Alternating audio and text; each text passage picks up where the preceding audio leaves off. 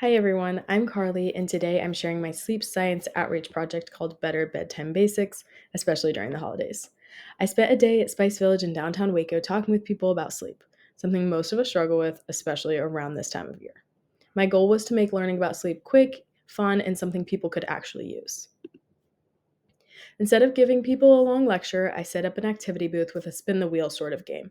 I had two different wheels, one of them easier, one of them a little bit harder, and each section had a sleep question, covering things like dreams or circadian rhythms, hygiene facts, or basic tips on sleep.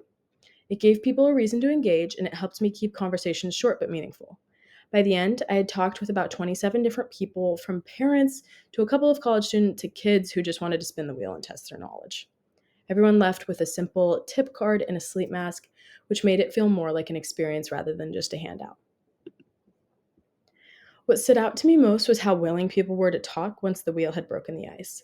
Instead of rushing past our interaction, they stayed long enough to ask follow up questions or share something about their own sleep, even. And because the tips were really simple, people felt like they could actually try them out that night. To break down what my day looked like, I had 27 interactions, which gave me a good range of people. I had different ages, different sleep habits, and different levels of interest in the subject. Second, those 2 to 3 minute conversations were what I found to be about the sweet spot, just long enough to teach someone a quick myth or tip without actually holding up their shopping. And lastly, the tip cards and sleep masks turned out to be a huge hit. A lot of people said they wanted to take them home for the rest of their family, which showed me that the information didn't just stop at our conversation. If I were to do this again, I'd make a couple small changes, like getting my location secured a little bit earlier and making my setup even more eye catching.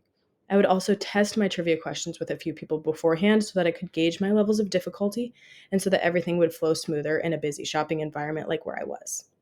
With this, I did learn a few practical things from this experience. First, people respond better when something is interactive and visual. Second, talking about dreams specifically grabs attention instantly. Even people who say they don't care about science suddenly have very, very strong opinions about dreams. And third, the environment changes the entire vibe. Being in a shopping space meant I had to be flexible and ready for very different kinds of people at all times. Some of my favorite moments were the little ones. Kids getting excited about spinning the wheel, or adults saying, "Wait, I never knew that," about a sleep fact, or even a family joking that they need 10 sleep masks for everybody that they know. Those small interactions made the project feel human, not just informational. On top of this, doing this during the holidays made it even more meaningful. This is the time of year when people's sleep is the absolute worst. There's late nights, travel, stress, and completely chaotic and out of the ordinary schedules.